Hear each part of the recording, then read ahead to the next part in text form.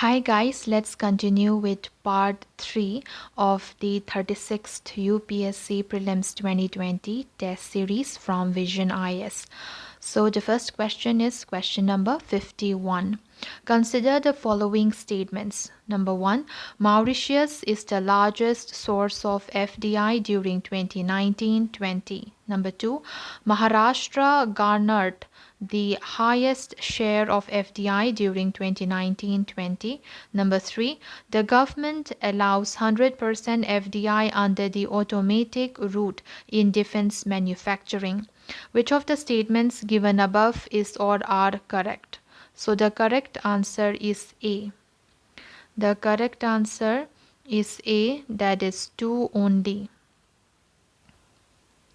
According to data released by the Department of Promotion of Industry and Internal Trade (DPIIT), foreign direct investment, that is FDI, into India jumped 13% to a record $49.97 billion in the financial year 2020 from $44.36 billion a year earlier.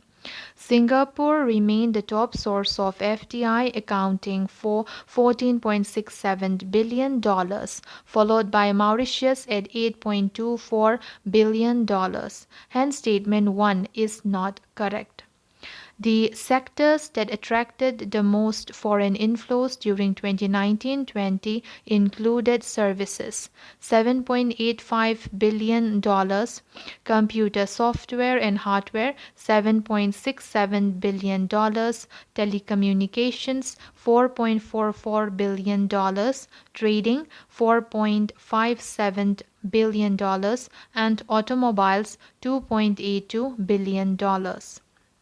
Among states, Maharashtra garnered the highest share of FDI at 30%, with investments shocking 7.26 with investments clocking $7.26 billion. Karnataka and Delhi followed with 18% and 17% share respectively. Hence, statement 2 is correct. While FDI through FIPB route or RBI's automatic route or acquisition route rose 13% on the year, total FDI that also includes equity capital of unincorporated bodies, reinvested earnings and other capital was up 18% on the year to $73.45 billion, more than double from $36.04 billion in 2013-14. In a big push for Make in India for the defense sector, Finance Minister recently announced raising the foreign direct investment, that is FDI, limit in the defense sector under the automatic route from 49% to 74%. Hence, statement 3 is not correct. Now let's come to question number 52. Consider the following statements regarding the Union Territory of Delhi. Number 1, the Chief Minister is appointed by the Lieutenant Governor. Number 2, the President that has the powers to promulgate ordinances in the Union Territory of Delhi. Number 3, the strength of the Council of Ministers is fixed at 15% of the total strength of the Assembly. Which of the statements given above is or are correct? So the correct answer is D. The correct answer is D, that is none. None of the 3 statements are correct. The 69th Constitutional Amendment Act of 1991 provided special status to the Union Territory of Delhi and redesignated it as the National Capital Territory of Delhi and designated the Administrator of Delhi as the Lieutenant Governor. It led to the insertion of two new articles in the form of Article 239AA and Article 239AB. The following provisions were made under them. It created a Legislative Assembly and a Council of Ministers for Delhi. There shall be a Legislative Assembly for the National Capital Territory of Delhi, and the seats in such assembly shall be filled by members chosen by direct election from territorial constituencies in the National Capital Territory. Subject to the provisions of the Constitution, the Legislative Assembly shall have power to make laws for the whole or any part of the National Capital Territory with respect to any of the matters enumerated in the State List or in the concurrent list, in so far as any such matter is applicable to Union territories, except matters with respect to entries 1, that is public order, 2, that is police, and 18, that is land of the state list. But in case a law made by Legislative Assembly for the National Capital Territory of Delhi is in opposition in the laws made by Parliament, the laws of Parliament prevail over those made by the Assembly. The Chief Minister is appointed by the President and not the Lieutenant Governor. So, statement 1 is incorrect. The other ministers are appointed by the President on the advice of the Chief Minister. The ministers hold office during the pleasure of the President. According to Article 239AA Clause 4, the Council of Ministers, headed by the Chief Minister, aid and advise the Lieutenant Governor in the exercise of his functions, except in so far as he is required to act in his discretion. In the case of difference of opinion between the Lieutenant Governor and his ministers, the Lieutenant Governor is to refer the matter to the President for decision and act accordingly. Also mentioned in Article 239AA Clause 4. The Lieutenant Governor is empowered to promulgate an ordinance during the recess of the Assembly. The ordinance has the same force as an Act of Assembly. Every such ordinance must be approved by the Assembly within 6 weeks from its re-assembly. He can also withdraw an ordinance at any time, but he cannot promulgate an ordinance when the Assembly is dissolved or suspended. Further, no such ordinance can be promulgated or withdrawn without the permission of the President. Hence, statement 2 is not correct. The 69th Constitutional Amendment Act of 1991 has fixed the strength of Council of Ministers at 10% of the total strength of Legislative Assembly. Hence, statement 3 is not correct. Now let's come to question number 53. Direct monetization of deficit could lead to which of the following? Number 1, increase in inflation. Number 2, depreciation of rupee. Number 3, increase in yields on Gst. Select the correct answer using the code given below. So the correct answer is D. That is 1, 2, and 3. All of them are correct. RBI, through open market operations, injects money into the system by buying government bonds in the secondary market. Under direct monetization of the deficit, the government deals with the RBI directly, bypassing the financial system, and asks it to print new currency in return for new bonds that the government gives to the RBI. Now the government would have the cash to spend and alleviate the stress in the economy. In the pre-reform era, the RBI used to directly monetize the government's deficit almost automatically. That practice ended in 1997 with a landmark agreement between the government and the RBI. It was agreed that henceforth the RBI would operate only in the secondary market through the OMO route.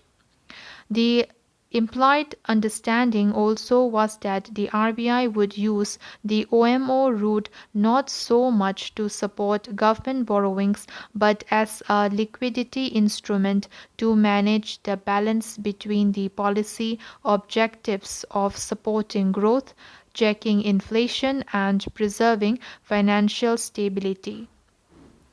The Fiscal Responsibility and Budget Management Act, as amended in 2017, contains an escape clause that permits monetization of the deficit under special circumstances.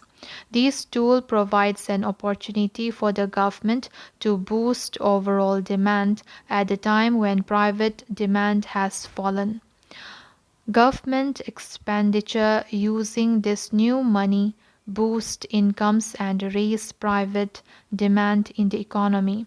Thus, it fuels inflation. So, statement 1 is correct. Inflation in the economy would lead to depreciation of the rupee. So, statement 2 is correct. Also, higher inflation and higher government debt provide roots for macroeconomic instability. So, if the government decides to cross the Rubicon, markets will fear that the constraints on fiscal policy are being abandoned and that the government is planning to solve its fiscal problems by inflating away its debt. If that occurs, yields on government bonds will shoot up, the opposite of what is sought to be achieved. So, statement 3 is correct. So, all the statements are correct, and the correct option is D. Now let's come to question number 54.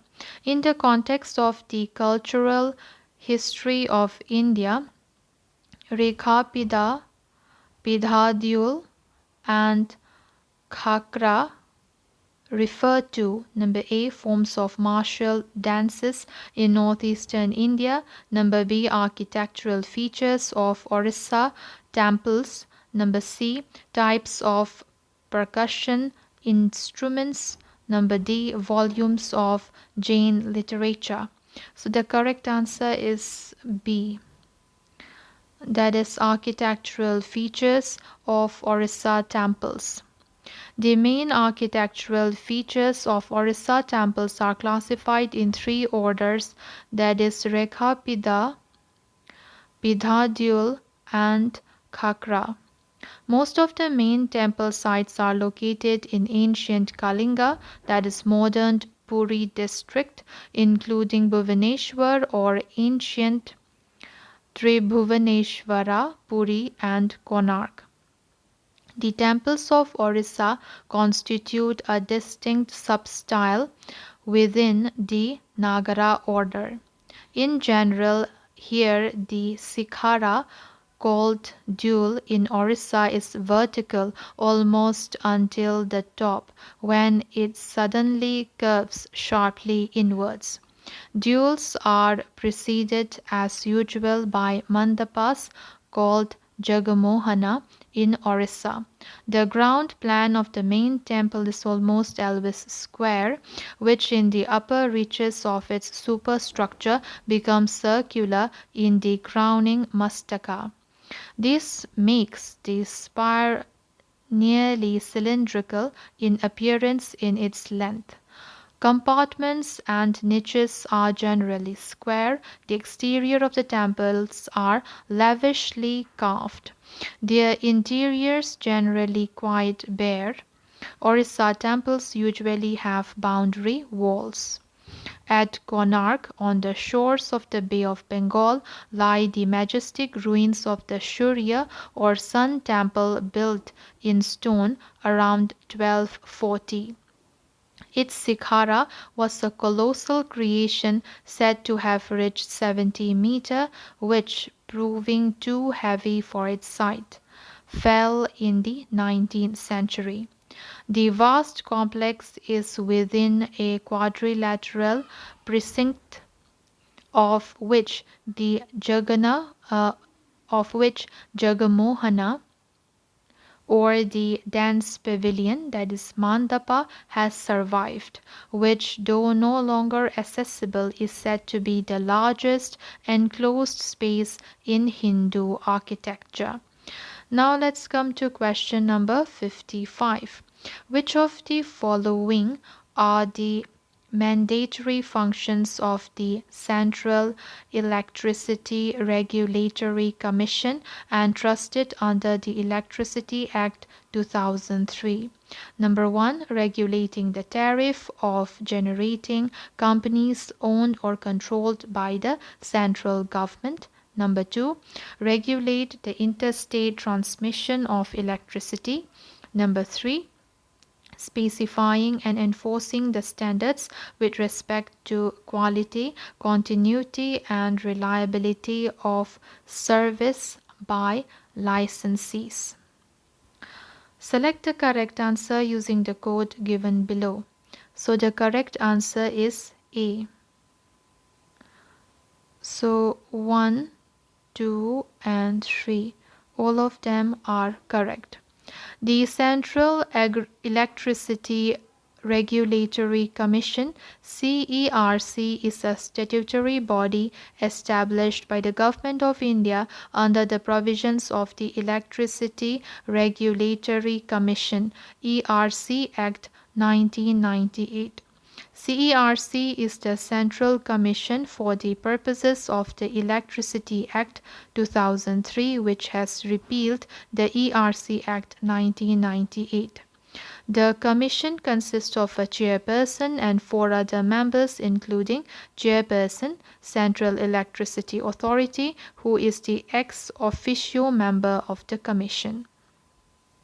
As entrusted by the Electricity Act 2003, the Commission has the responsibility to discharge the following mandatory functions. So it has 6 functions. The first one is to regulate the tariff of generating companies owned or controlled by the central government. Number 2, to regulate the interstate transmission of electricity.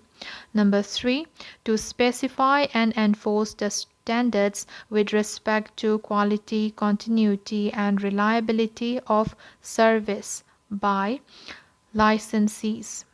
Number 4, to issue licenses to persons to function as transmission licensee and electricity trader with respect to their interstate operations. Number 5, improve access to information for all stakeholders.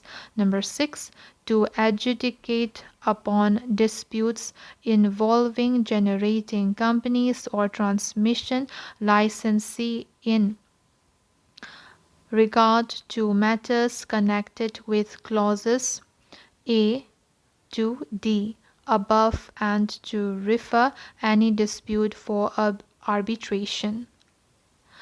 Now let's come to advisory functions include number 1, formulation of national electricity policy and tariff policy. Number 2, promotion of competition, efficiency, and economy in the activities of the electricity industry. Number 3, promotion of investment in electricity industry. Then number 4, we have any other matter referred to the Central Commission by the central government. Electricity Contract Enforcement Authority is proposed in the Draft Electricity Act Amendment Bill 2020 to be set up with powers of the Civil Court to enforce the performance of contracts related to purchasing or sale or transmission of power between a generating, distribution, or transmission companies. Now let's come to question number 56. In the context of the distribution of legislative subjects between center and state, which of the following statements is or are correct? The first statement is the state can never make any laws in any matter in the Union list. Number 2, the powers to make law with respect to residuary subjects vest with the state government. Select the correct answer using the code given below. So the correct answer is A. That is one only. So the first statement is correct. That is the state can never. So the state can never make any laws in any matter in the Union list. The seventh schedule to the Constitution of India defines and specifies allocation of powers and functions between Union and states. It consists of 3 lists, that is, Union list, state list, and concurrent list. The Union government alone can make laws relating to the subjects mentioned in the Union list. Hence, statement 1 is correct. The state governments alone can make laws relating to the subjects mentioned in the state list, but Parliament can legislate in the state field during few circumstances as mentioned in the Indian Constitution. Both the Union as well as the state government can make laws on the subjects mentioned in this list, that is the concurrent list. If their laws conflict with each other, the law made by the Union government will prevail.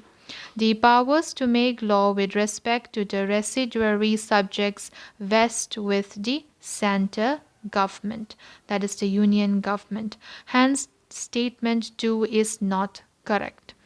Now let's come to question number 57. Which among the following scripts were used on Ashokan inscriptions? Number 1, Kharoshthi. Number 2, Brahmi. Number 3, Roman or Latin. Number 4, Greek. Select the correct answer using the code given below. So the correct answer is D. The correct answer is D.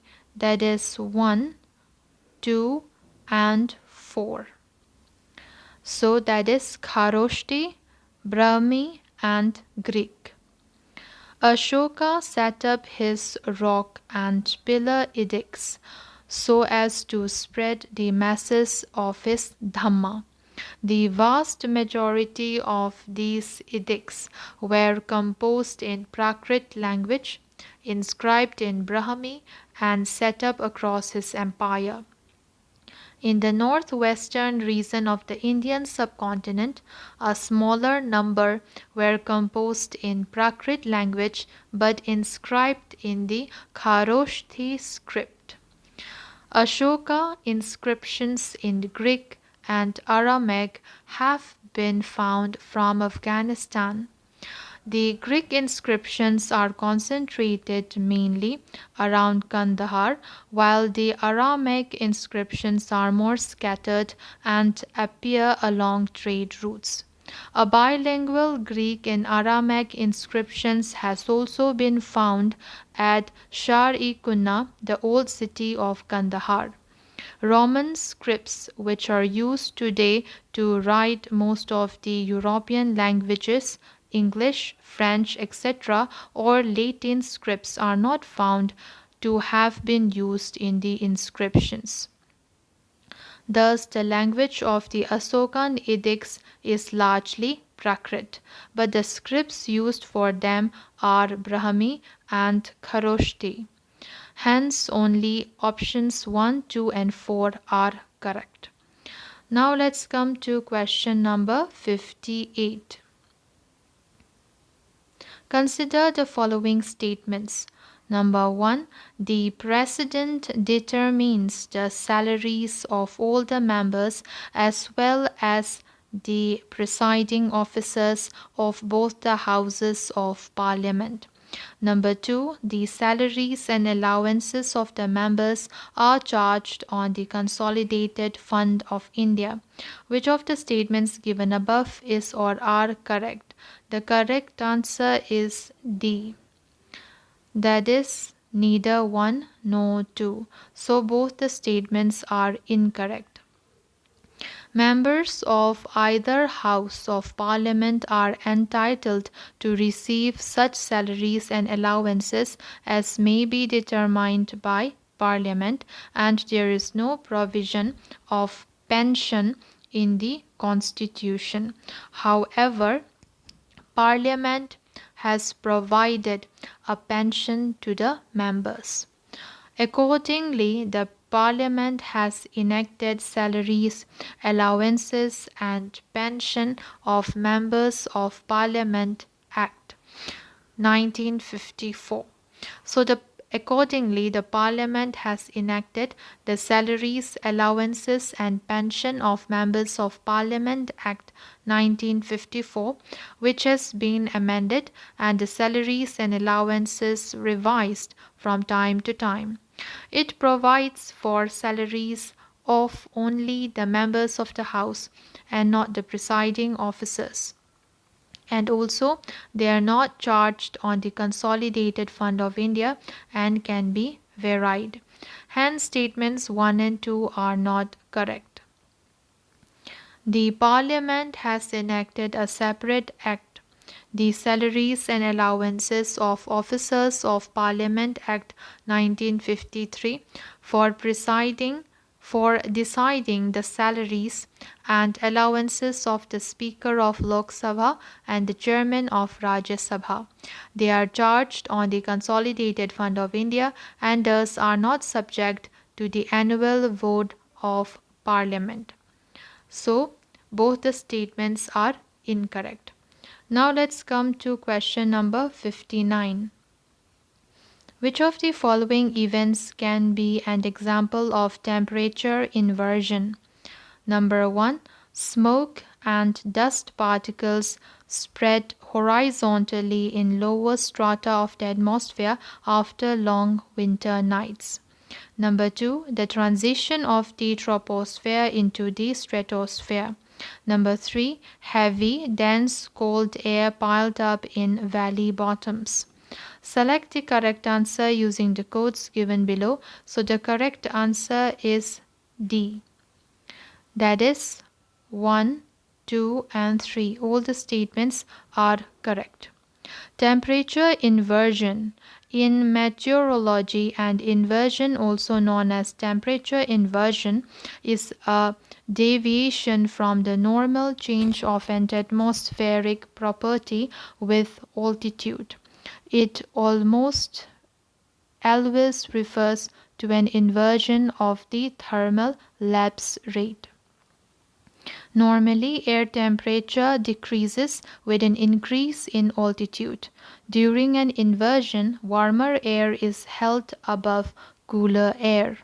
The normal temperature profile with altitude is inverted, and inversion traps air pollution such as smoke close to the ground.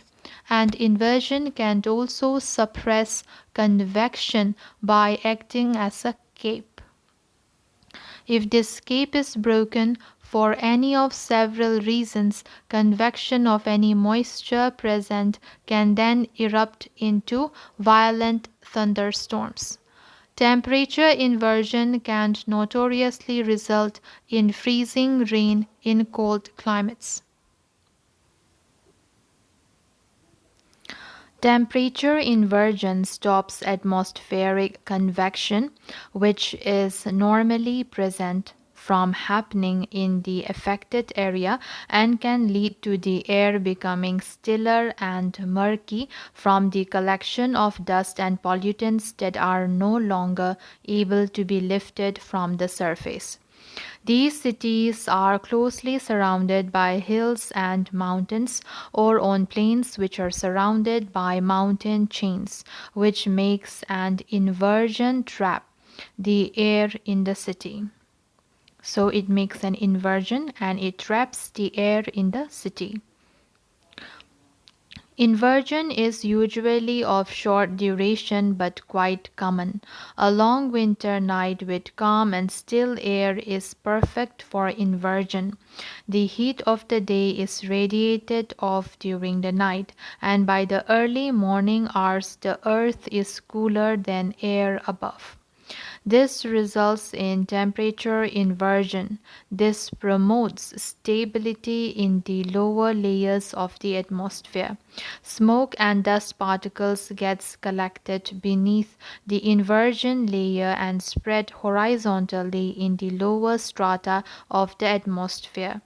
Dense fogs are also observed during winters. Tropopause is the layer which is an example of temperature inversion. The layer below tropopause is troposphere, which is cold, and just above the tropopause is the lower stratosphere, which where ozone absorbs the UV rays, and this increases the temperature of the stratosphere. This is a perfect example of temperature inversion. This is why convection clouds are never able to cross troposphere as convection ends at the tropopause due to this inversion. The inversion takes place in hills and mountains due to air drainage. Cold air at the hills and mountains produced during night flow under the influence of gravity. Being heavy and dense, the cold air acts almost like water and moves down the slope to pile up deeply in pockets and valley bottoms with warm air above. This is called air drainage. It protects plants from frost damages. As the temperature of air increases, the index of refraction of air decreases, a side effect of hotter air being less dense. Normally, this results in distant objects being shortened vertically, an effect that is easy to see at sunset where the sun is visible as an oval. In an inversion, the normal pattern is reversed and distant objects are instead stretched out or appear to be above the horizon, leading to the phenomenon known as a fata morgana or mirage.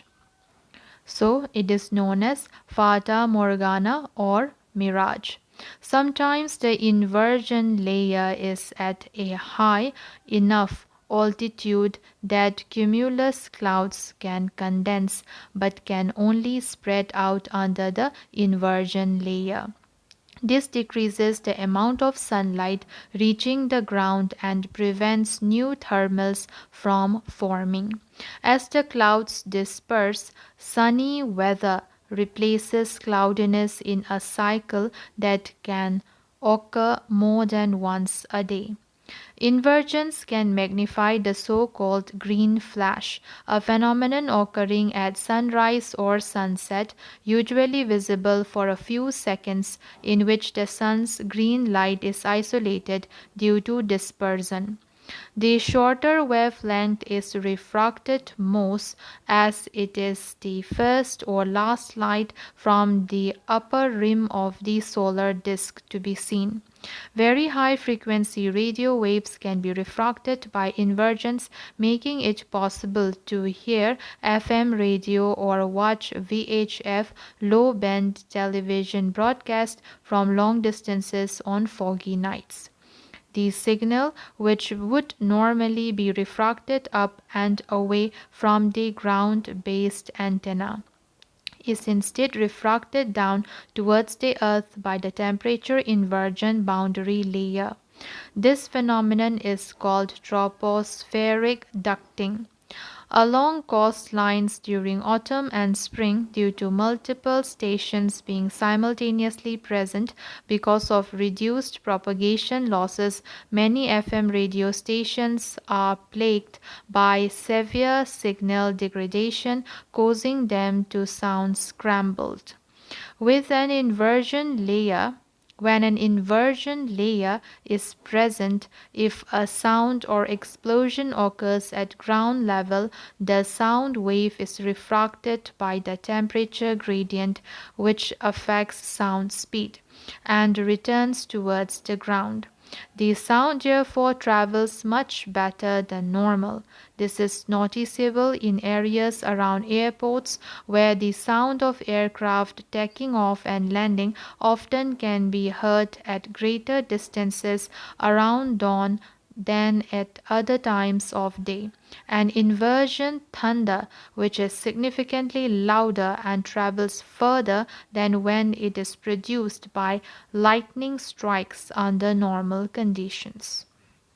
The shock wave from an explosion can be reflected by an inversion layer in much the same way as it bounces off the ground in an air burst and can cause additional damage as a result.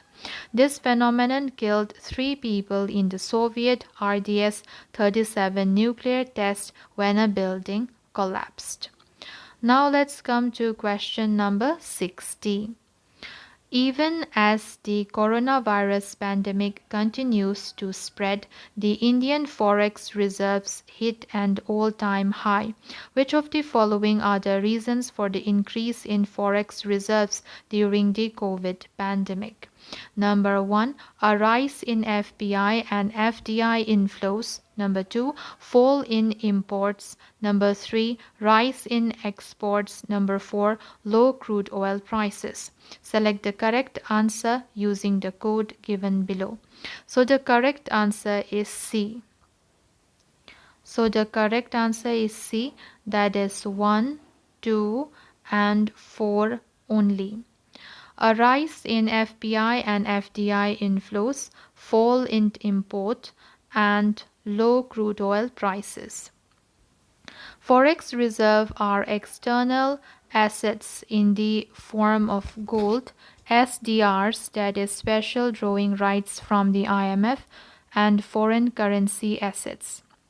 That is capital inflows to the capital markets, FDI, and external commercial borrowings, accumulated by India and controlled by the Reserve Bank of India. Even as the coronavirus pandemic continues to spread and impact inflow of funds by foreign portfolio investors, foreign exchange reserves hit an all-time high and crossed the $500 billion mark for the first time.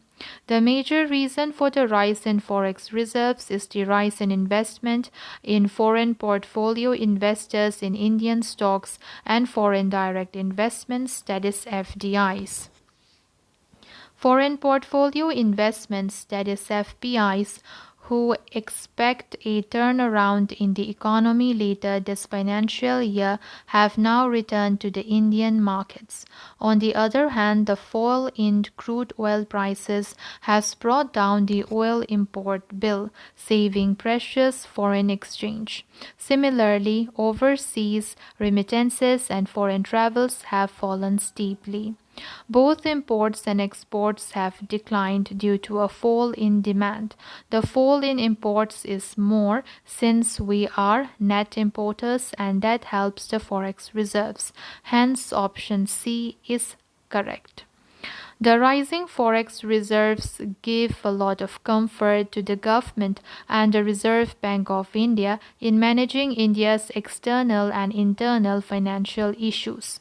It's a big cushion in the event of any crisis on the economic front, and enough to cover the import bill of the country for a year. The rising reserves have also helped the rupee to strengthen against the dollar. Now let's come to the next question, that is question number 61. Consider the following statements with reference to the true fresco method of wall painting.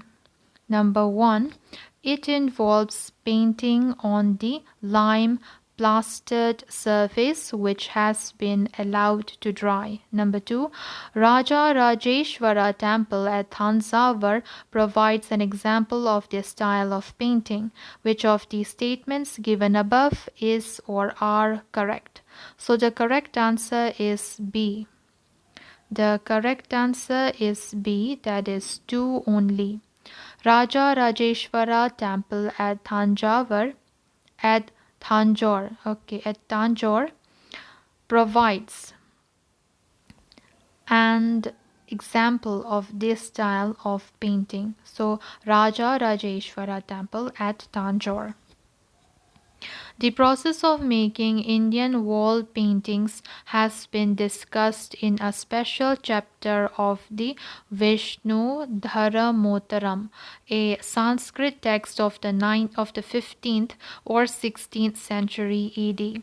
The process of these paintings appears to have been the same in all the early examples that have survived, with an only exception in the Raja Rajeshwara temple at Tanjore, which is supposed to be done in a true fresco method over the surface of the rock. Most of the colors were locally available. Brushes were made up from the hair of animals such as goats, camel, mongoose, etc.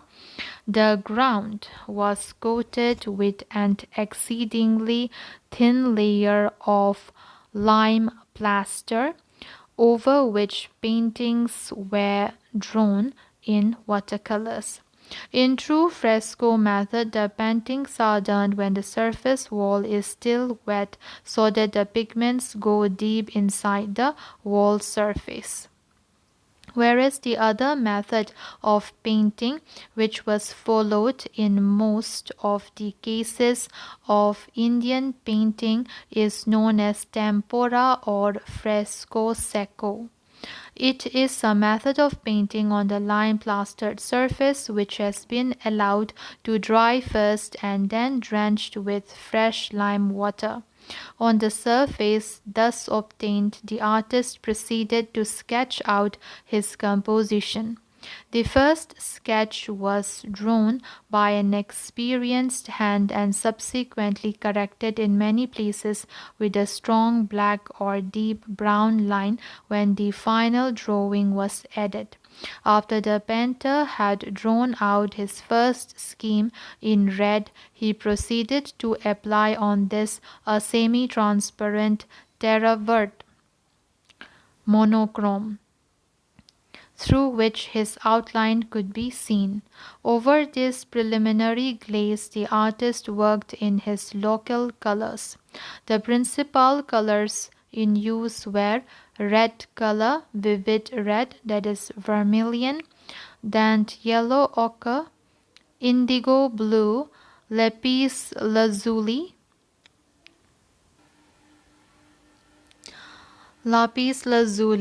lamp black, white, chalk white, terra verte, and green.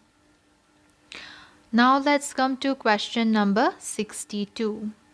Consider the following statements with reference to the Goods and Services Tax Network, GSTN. Statement 1. GSTN is a not-for-profit company registered under Companies Act 2013.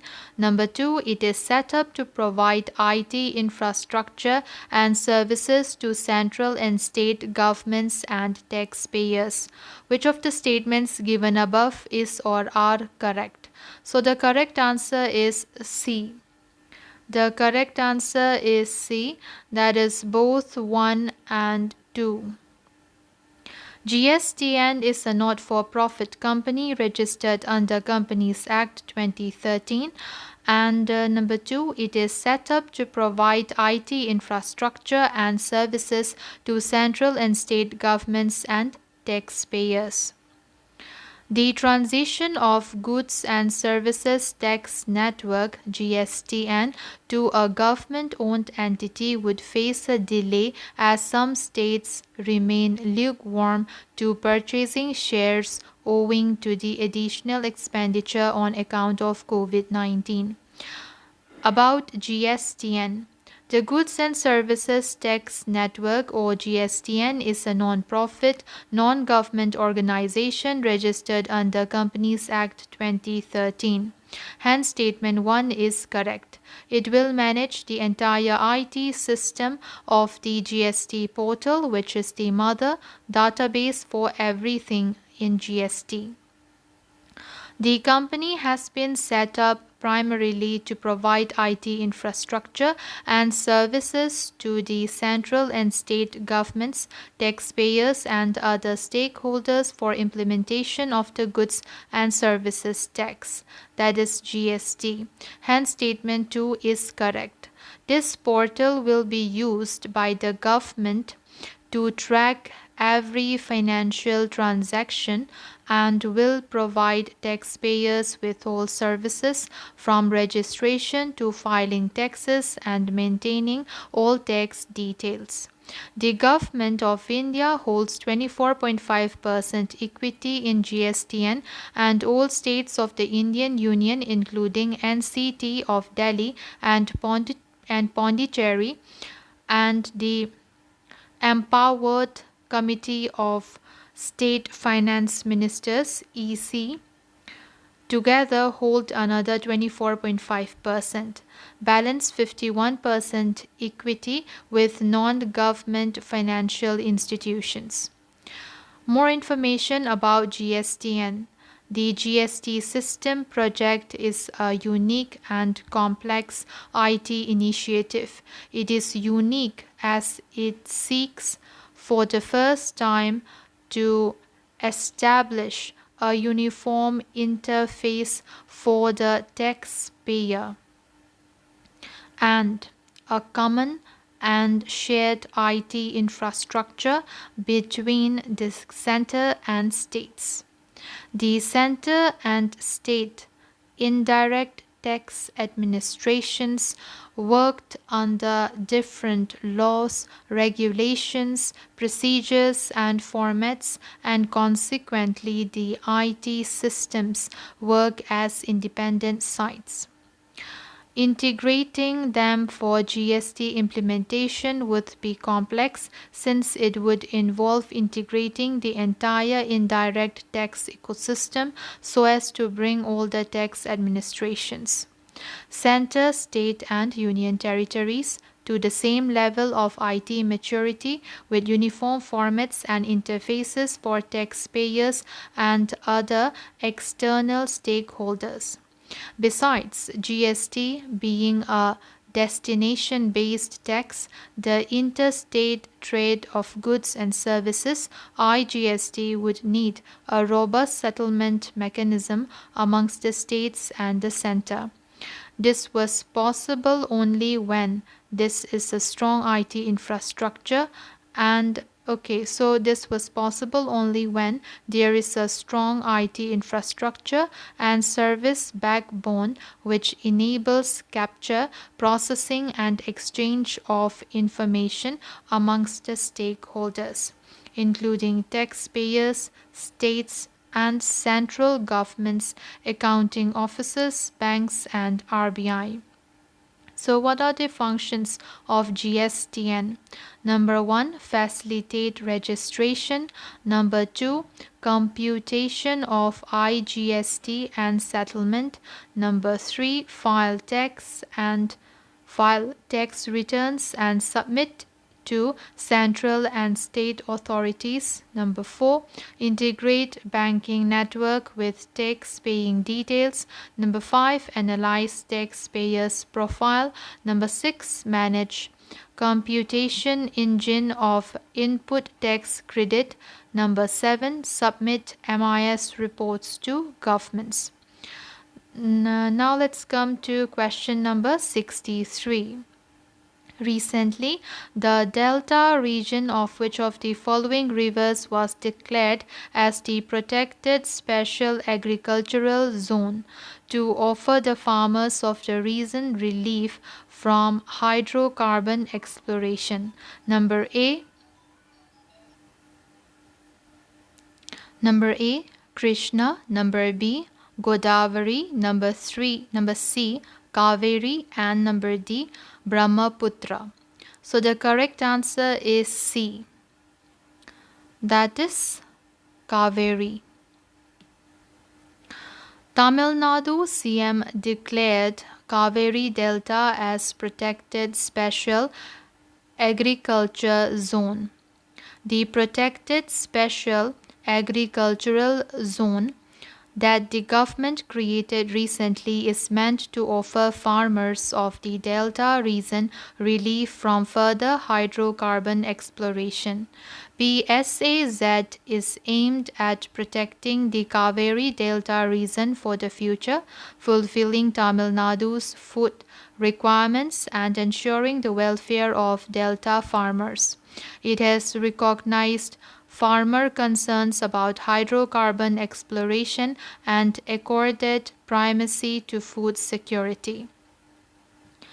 Kaveri Delta is important as it is spread over 28 lakh acres in 3 districts fully and 5 districts partially. It contributes about 1/3 of state's annual rice production, that is 22.4 lakh tons, and produces a total of 33.26 lakh tons of food grains. The proposed authority will make suggestions for fostering the infrastructure for food security, recommend schemes for irrigation and flood management, facilitate the promotion of agro-based and allied industries, and come out with measures for augmenting water resources, efficient water use in agriculture, including micro-irrigation. Now let's come to question number 64. In the context of the ecological evolution, which of the following correctly describes Mullerian mimicry? Number A, it involves mimicry of predator by the prey in order to drive it away. Number B, it is the adaptation that allows animals to blend in with certain aspect of their environment to increase its chance of survival by hiding it from predators. Number C, it is a case where a deadly prey mimics a less dangerous species. Number D, it is a phenomenon where two or more species share similar warning signals to their common predators. So the correct answer is D. The correct answer is D. That is, it is a phenomenon where two or more species share similar warning signals to their common predators. Mullerian mimicry. It is a natural phenomenon in which two or more well-defended species, often foul testing and that share common predators, have come to mimic each other's honest warning signals to their mutual benefit. It is depicted as certain species of frogs, snakes, butterflies, insects, etc. This works because predators can learn to avoid all of them with fewer experiences with members of any one of the relevant species. Camouflage. It is an adaptation that allows animals to blend in with certain aspects of their environment. Camouflage increases an organism's chance of survival by hiding it from predators. Camouflage is also used by some predators as a tool for hunting. Amsleyan or Martensian mimicry. It describes the unusual case where a deadly prey mimics a less dangerous species. It was first proposed by M.G. Amsley as a possible explanation for how a predator can learn to avoid a very dangerous aposematic animal, such as a coral snake, where the predator is very likely to die, making learning unlikely. Gilbertian mimicry. It involves only two species. The potential host or prey drives away its parasite or predator by mimicking it. Now let's come to the next question, that is question number 65. Consider the following statements. Number 1. Income Tax Appellate Tribunal is the first tribunal established in pre-independence India. Number 2. Parliament has the exclusive power to establish tribunals under Article 323B. Number 3. The chairman of the State Administrative Tribunal is appointed by the President. Which of the statements given above is or are correct? So the correct answer is C. The correct answer is C, that is 1 and 3. So option C, that is 1 and 3 are correct. Number 1, Income Tax Appellate Tribunal is the first tribunal established in pre-independence India. And for number 3, that is the chairman of the State Administrative Tribunal is appointed by the President. The original constitution did not contain provisions with respect to tribunals. The 42nd Amendment Act of 1976 added a new Part 14A to the Constitution. This part is entitled as Tribunals and consists of only 2 articles. Article 323A dealing with administrative tribunals and Article 323B dealing with tribunals for other matters.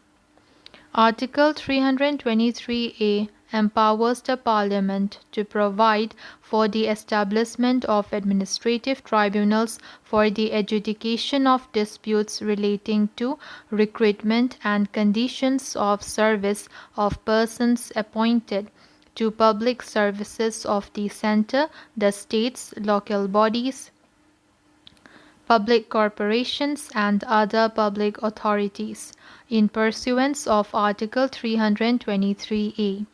The Parliament has passed the Administrative Tribunals Act in 1985. The Act authorizes the central government to establish one central administrative tribunal and the State Administrative Tribunal. The Central Administrative Tribunal, that is CAT, was set up in 1985 with the principal bench at Delhi and additional benches in different states. The CAT or CAT exercises original jurisdiction in relation to recruitment and all service matters of public servants covered by it. Its jurisdiction extends to the All India Services, the Central Civil Services, civil posts under the centre and civilian employees of defence services. However, the members of the defence forces, officers and servants of the Supreme Court and the secretarial staff of the Parliament are not covered by it. The Administrative Tribunals Act of 1985 empowers the central government to establish the state administrative tribunals, SATs or SATs, on a specific request of the concerned state governments. The SATs or SATs exercise original jurisdiction in relation to recruitment and all service matters of state government's employees. The chairman and members of the SATs are appointed by the President after consultation with the governor of the state concerned. Hence, statement 3 is correct. Under Article 323B, the Parliament and the state legislatures are authorized to provide for the establishment of tribunals for the adjudication of disputes relating to the matters of taxation, land reforms, sealing on urban property, etc. Hence, statement 2 is not correct. Income Tax Appellate Tribunal (ITAT) is a quasi-judicial institution set up in 1941. It is the first tribunal established in India and specializes in dealing with appeals under the Direct Taxes Acts. The orders passed by the ITATs are final, and appeal lies to the High Court only if a substantial question of law arises for determination. Hence, statement 1 is correct. Now let's come to question number 66. With reference to the oxygen contained in oceans, consider the following statements. Number 1. Oceans have witnessed a net decline in oxygen levels in the last 50 years. Number 2. Lower oxygen levels can lead to a higher concentration of greenhouse gases in the atmosphere. Which of the statements given above is or are correct? So the correct answer is C. The correct answer is C, that is both 1 and 2, they are both correct. Oceans have witnessed a net decline in oxygen levels in the last 50 years, and lower oxygen levels can lead to a higher concentration of greenhouse gases in the atmosphere. Recently, a report titled Ocean Deoxygenation, Everyone's Problem was released by the International Union for Conservation of Nature (IUCN). The ocean gains oxygen in the upper layer due to photosynthesis by autotrophic organisms and oxygen from the atmosphere dissolving in the undersaturated waters. Ocean deoxygenation refers to the loss of oxygen from the oceans. The ocean loses oxygen throughout the whole water column. Number 1. At the surface due to the outgassing of oxygen to the atmosphere in oversaturated waters. Number 2. From the surface to depths due to the respiration of aerobic organisms and oxidation of reduced chemical species. This equilibrium has disturbed in recent decades. The global ocean oxygen inventory losses from 1960 to 2010 are close to 2%. Among the best known areas subject to low oxygen are the Baltic Sea and the Black Sea. Hence, statement 1 is correct. Climate change and nutrient pollution are the major causes behind ocean deoxygenation. So, what are its impacts? Ocean deoxygenation may also influence the movement of gases between the ocean and the atmosphere. Deoxygenated deeper ocean waters produce greenhouse gases such as nitrous oxide, carbon dioxide, and methane that may reach the ocean surface and be released into the atmosphere, contributing to further warming. Hence, statement 2 is correct. Now, let's come to question number 67. With reference to Tropical Forest Alliance 2020, consider the following statements. Number 1. It is a recent initiative of the International Tropical Timber Organization. Number 2. It aims to realize sustainable rural development and better growth opportunities based on reduced deforestation in tropical forest countries. Which of the statements given above is or are correct? So the correct answer is B. That is 2 only. It aims to realize sustainable rural development and better growth opportunities based on reduced deforestation in tropical forest countries. The Tropical Forest Alliance 2020 was founded in 2012 at Rio Plus 20. This project is part of the World Economic Forum's Shaping the Future of Global Public Goods platform. Hence, statement 1 is not correct. About Tropical Forest Alliance, TFA 2020 is a public-private partnership in which partners take voluntary actions individually and in combination to reduce the tropical deforestation associated with the sourcing of commodities such as palm oil, soy, beef and water, and paper and pulp. The alliance does so by tackling the drivers of tropical deforestation using a range of market, policy and communication approach. What are the objectives and aim of the TFA, that is Tropical Forest Alliance?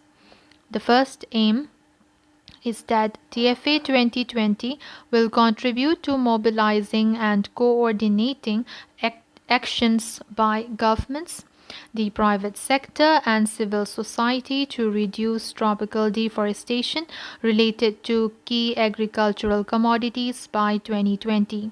The next objective is it aims to realize sustainable rural development and better growth opportunities based on reduced deforestation in tropical forest countries.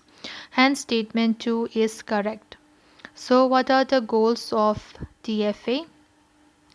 To improve planning and management related to tropical forest conservation, agricultural land use, and land tenure.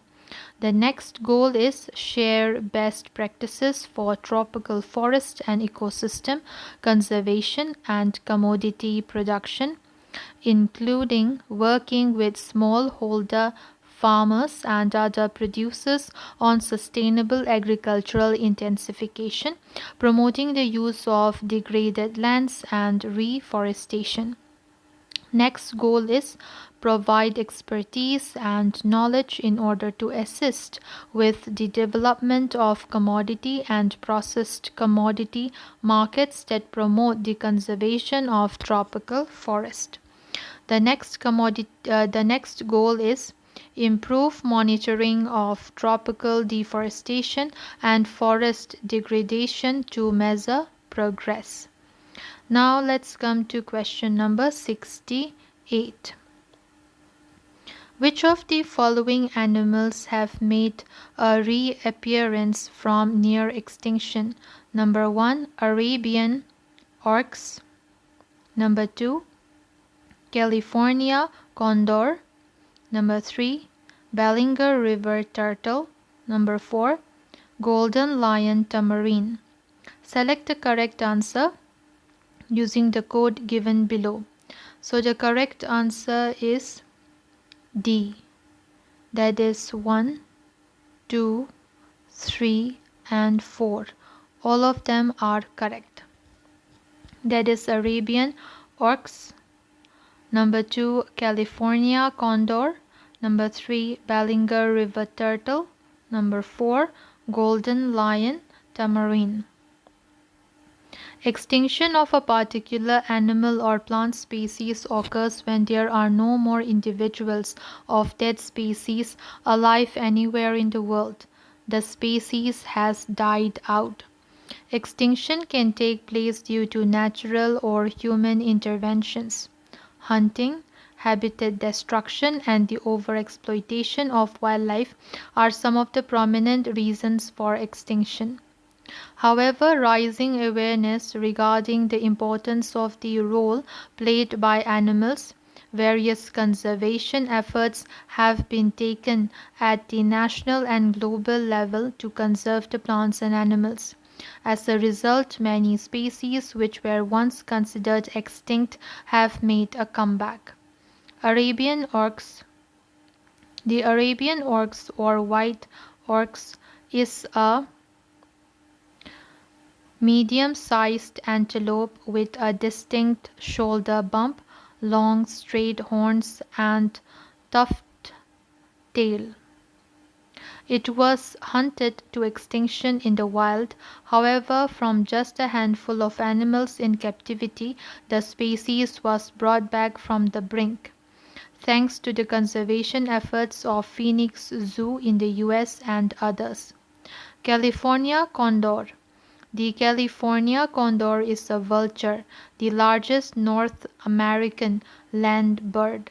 It was once on the brink of extinction with only 27 left. The birds were taken into captivity and a breeding program started. Now there are hundreds of these birds flying freely thanks to conservation efforts. Bellinger River Turtle. The Bellinger River snapping turtle is a unique species found along the Bellinger River in Australia. In 2015, 90% of the species was wiped out when a newly discovered disease swept through the area. An emergency response team from Taronga Zoo, Sydney, rescued 16 healthy turtles and began a breeding program to secure the turtle population. In 2017, the first hatchlings arrived and they are now on the road to recovery. Next is golden lion tamarine, also known as golden marmoset.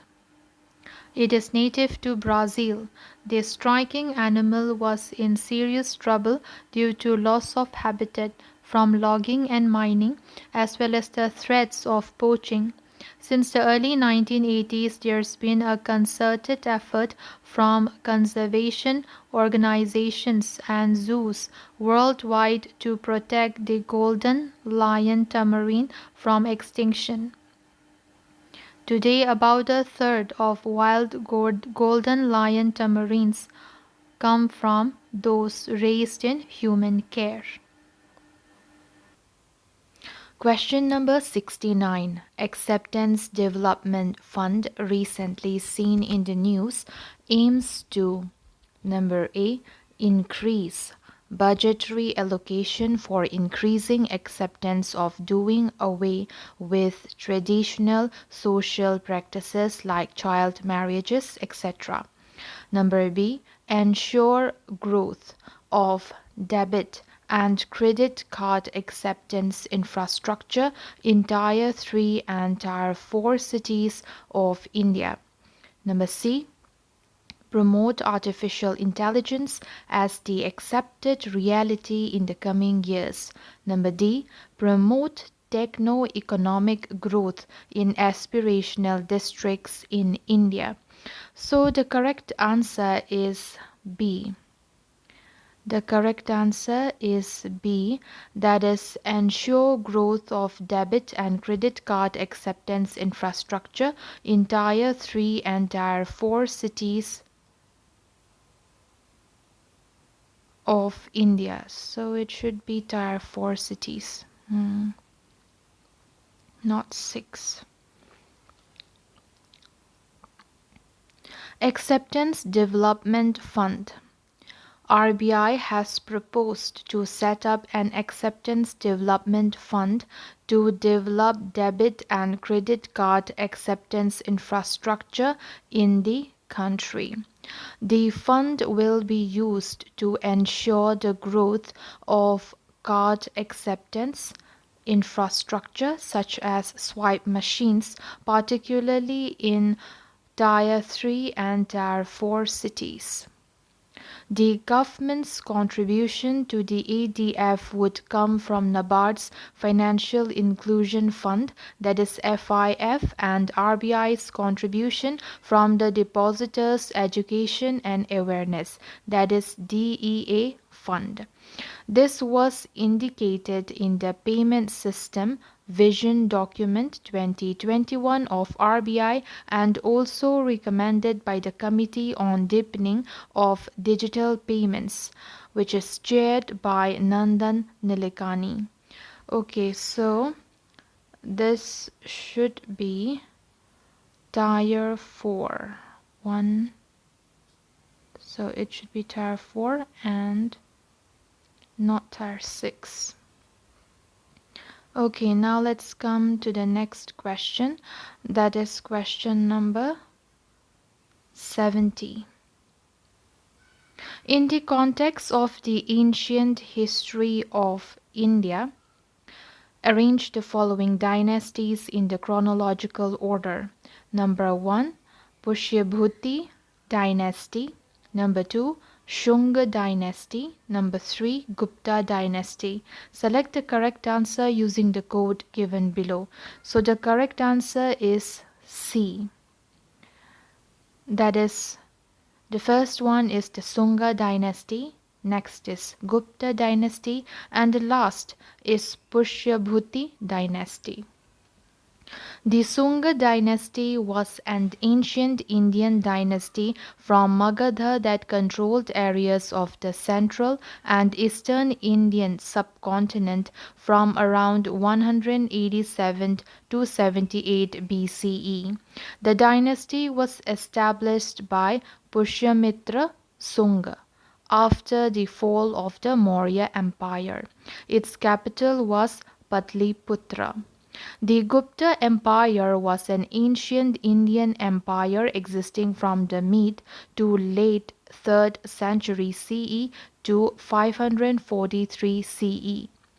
At its zenith, from approximately 319 to 467 CE, it covered much of the Indian subcontinent. The most notable rulers of this dynasty were Chandragupta I, Samudragupta, and Chandragupta II, who is also known as Vikramaditya. The Pushyabhuti dynasty, also known as the Vardhana dynasty, so it is also called as Pushpabhuti.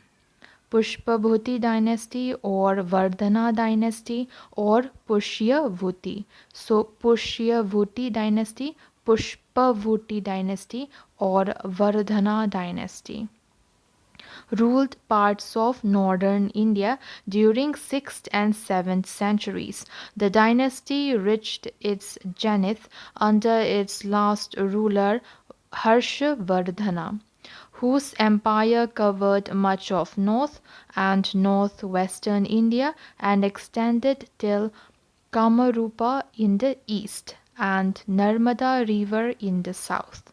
Now let's come to question number 71. Consider the following statements with reference to the public distribution system, that is the PDS in India. Number 1. The PDS is an Indian food security system established under the Food Security Act 2013. Statement 2.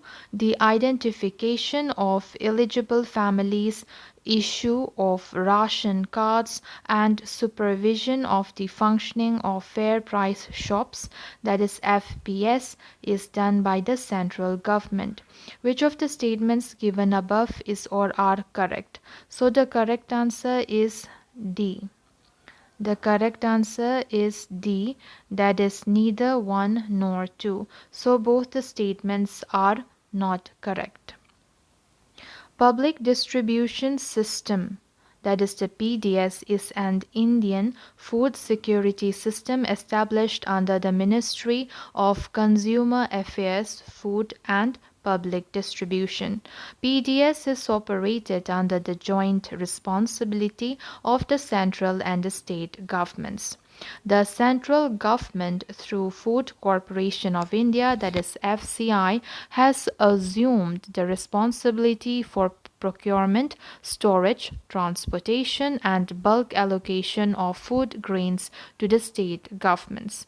The operational responsibilities, including allocation within the state, identification of eligible families, issue of ration cards, and supervision of the functioning of fair price shops, that is FPS, etc., rest with the state governments. Hence, statement 2 is not correct. Now let's come to the history of PDS in India. PDS was introduced around World War II as a wartime rationing measure. It was started in 1939 in Bombay and subsequently extended to other cities and towns. The Department of Food under the Government of India was created in 1942, which helped in food matters getting the serious attention of the government. So The Department of Food was established under the Government of India, and it helped in food matters getting the serious attention of the government. When the war ended, India, like many other countries, decided to abolish the rationing system. This was in 1943. However, on attaining independence, India was forced to reintroduce it in 1950 in the face of renewed inflationary pressures in the economy immediately after independence. Thus, public distribution of food grains was retained as a deliberate social policy by India when it embarked on the path of planned economic development in 1951. In the first 5-year plan, the system, which was essentially urban based, was extended to all such rural areas which suffered from chronic food shortages. It was also decided to have two variations of the system: statutory rationing areas, where food grains availability was supposed to be only through the ration shops, and non statutory rationing areas, where such shops would only supplement the open market availability. The system, however, continued to remain an essential urban-oriented activity. Towards the end of the first 5-year plan, that is 1956, the system was losing its relevance due to comfortable food grains availability. This situation even prompted the government to abandon procurement of food grains and remove all controls on the private trading in food grains. However, due to its cyclic nature, the production dropped to 58.3 million tons in 1958. When the second 5-year plan had just started and forced the government to not only restart the procurement of cereals but put control on trading of food grains, but re-examine the need for public distribution systems, that is the PDS. It was decided to reintroduce PDS. Other essential commodities like sugar, cooking coal, kerosene oil were added to the commodity basket of PDS. There was also a rapid increase in the ration shops, now being increasingly called the fair price shops, that is FPS. Thus, by the end of the second 5-year plan, PDS has changed from the typical rationing system to a social safety system, making available food grains at a fair price so that access of households to food grain could be improved and such distribution could keep a check on the speculative tendencies in the market. It was expanded in the 1960s as a response to the food shortages of the time. Creation of Food Corporation of India and Agricultural Prices Commission in 1965 consolidated the position of PDS. PDS was continued as a deliberate social policy of the government with the objectives of: Number 1, providing food grains and other essential items to vulnerable sections of the society at reasonable, that is, the subsidized prices. Number 2, to have a moderating influence on the open market prices of cereals, the distribution of which constitutes a fairly big share of the total marketable surplus. And number 3, to attempt socialization in the matter of distribution of essential commodities. By the 1970s, PDS had evolved into a universal scheme for the distribution of subsidized food. Till 1992, PDS was a general entitlement scheme for all consumers without any specific target. The revamped Public Distribution System, that is RPDS, was launched in June 1992 with a view to strengthen and streamline the PDS. In June 1997, the Government of India launched the Targeted Public Distribution Systems, that is the TPDS, with a focus on the poor. TPDS is administered under the Public Distribution System Control Order 2001, notified under the Essential Commodities Act 1955, that is ECA. The ECA regulates the production, supply, and distribution of essential commodities, including edible oils, food crops such as wheat, rice, and sugar, among others. It regulates prices, cultivation, and distribution of essential commodities. Hence, Statement 1 is not correct. Under TPDS, beneficiaries were divided into two categories. Number 1, households below the poverty line or BPL, and number 2, households above the poverty line or APL. In September 2013, Parliament enacted the National Food Security Act 2013. The Act relies largely on the existing TPDS to deliver food grains as legal entitlements to poor households. This marks a shift by making the right to food a justiciable right. Now let's come to question number 72. Which of the following has been provided as fundamental rights under Part 3 of the Indian Constitution? Number 1, the right to obtain recognition for the associations and unions. Number 2, right against tapping of telephonic conversation. Number 3, right to free and compulsory education to all children aged 6 to 14 years. Select the correct answer using the code given below. So the correct answer is B. The correct answer is B, that is 2 and 3.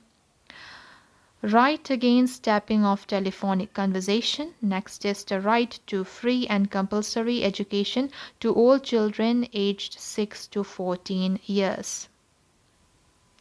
The right against tapping of telephonic conversation is provided under Article 19, Clause A as part of freedom of speech and expression.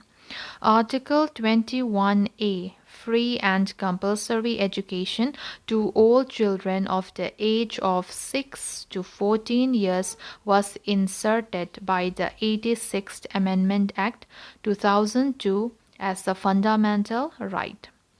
Although citizens have the right to form associations and unions under Article 19C, under Article 19 Clause C. However, the right to obtain recognition for the association is not a fundamental right. Hence, only options 2 and 3 are correct. Now let's come to question number 73. Consider the following statements with respect to fuel cells. Number 1, they produce electricity in the form of alternating current, that is AC. Number 2, they require a continuous supply of fuel and oxygen to sustain chemical reaction. Number 3, in a hydrogen fuel cell, hydrogen atom is ionized at the cathode. Which of the statements given above is or are correct? So the correct answer is B. The correct answer is B, that is 2 only. They require a continuous supply of fuel and oxygen to sustain chemical reactions. A fuel cell is a device that generates electricity through an electrochemical reaction and not combustion. In a fuel cell, hydrogen and oxygen are combined to generate electricity, heat, and water. Fuel cells are used today in a range of applications, from providing power to homes and businesses, keeping critical facilities like hospitals, etc. Fuel cells are different from most batteries in requiring a continuous source of fuel and oxygen, usually from air, to sustain the chemical reaction, whereas in a battery, the chemical energy usually comes from metals and their ions or oxides that are commonly already present in the battery. Hence, statement 2 is correct. A fuel cell is composed of an anode, cathode, and an electrolyte membrane. A typical fuel cell works by passing hydrogen through the anode of a fuel cell and oxygen through the cathode.